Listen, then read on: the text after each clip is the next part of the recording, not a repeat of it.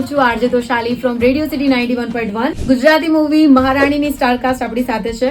જ્યારે તમે મહારાણી મૂવીનું શૂટ કરતા હતા અને બધું કામ એક સાથે થતું હોય છે, તો કેવું લાગ્યું તમને આ મૂવીમાં જ્યારે કામ કરતા હતા ત્યારે?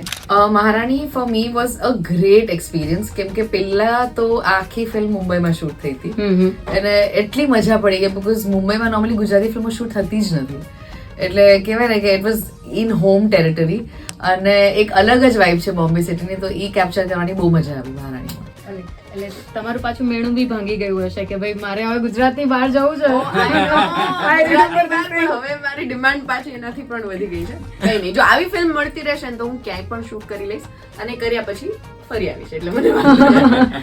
પણ એ છે કે આના પછી જો હું આવી જ ફિલ્મ કરીશ ને તો કદાચ વધારે ઘડાઈ ગઈ હોઈશ, અને એની પહેલા મેં આવી ફિલ્મ નથી કરી અને જે બી માહોલ હતો, જેટલા બી આખી ટીમ, એ કદાચ ફરી મળીએ ને તો આને આ વસ્તુ ખબર નહીં થાય કે ના થાય, નો. બટ આજે 15-20 દિવસ હતા એ અમારા માટે બહુ આમ એવા હતા કે જે આગળ કદાચ મળે ના મળે.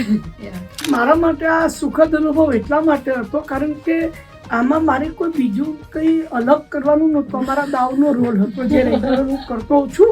મારે હવે કંઈક અલગ કરવું છે, કે મારી ઇમેજ તોડવી છે. આવા બધા ચોચલામાં હું પડતો જ નથી. હું જે કરી રહ્યો છું એને વધારે સારી રીતે કેમ કરું એમાં એ બાબતે જ વિચાર કરતો હોઉં છું. એટલે મારા માટે તો આ ખૂબ જ સુખદ અનુભવ હતો કારણ કે મને ધ્યાનમાં રાખીને રોલ લખાયો હતો, એટલે મને બહુ મજા આવી. માનસી, તમે જ્યારે એક પ્રોડ્યુસર તરીકે કોઈ સ્ટોરીને જોતા હો તો એમાં કઈ કઈ વસ્તુઓનું ધ્યાન રાખો છો? ઓલવેઝ એવું લાગે કે કંઈક એવો જોનર અટેમ્પ્ટ કરવો જોઈએ જે મેં ક્યારેય ન કર્યો હોય. Every film has been an attempt to kind of push the boundaries.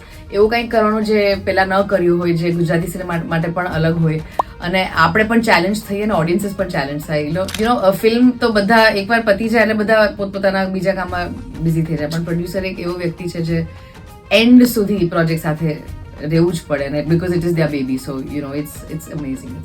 શ્રદ્ધા, તમારો શું પોઈન્ટ ઓફ વ્યૂ છે કે આપણે ગુજરાતી મૂવી ઇન્ડસ્ટ્રીમાં જે રિલેટેબલ વાર્તાઓ છે એ વધારે ચાલે છે કે પછી ના કુછ યુનિક કરતે, કુછ નયા કરતે એ વધારે સારું રહેશે? મને એવું લાગે છે કે ગુજરાતી ફિલ્મ જો આપણે બનાવતા હોય તો પહેલા તો ટ્રાય તો એવી જ હોવી જોઈએ કે જે આજ સુધી નથી પીરસવામાં આવ્યું લોકોને બીજી બધી લેંગ્વેજથી, એ જ પીરસીએ અને ઓનેસ્ટી રાખીએ વાર્તામાં.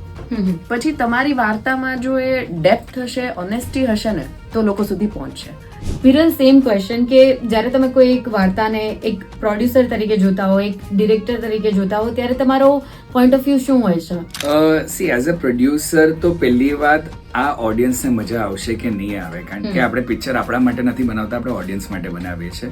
સેકન્ડલી, એઝ અ પ્રોડ્યુસર જ્યારે રિજનલ ફિલ્મ હોય, ફોર એક્ઝામ્પલ ગુજરાતી કરી રહ્યા છે, તો આપણે બજેટ પણ ધ્યાનમાં રાખીને એ રીતે વિચારવું પડે કે એવું નથી કે હું આ વાર્તાને નહીં જ ટચ કરું, પણ આ વાર્તાને હું એક્સ અમાઉન્ટમાં કઈ રીતે ફિટ કરું કે મારા ઇન્વેસ્ટર્સ પણ આજે આટલી મહેનતથી પૈસા નાખે છે, આપણી પર વિશ્વાસ કરીએ છીએ, તો એમના પૈસા પાછા આવી જાય. My criteria very similar as a director or a producer, હું કાંઈ પણ ચૂઝ કરતો હતો.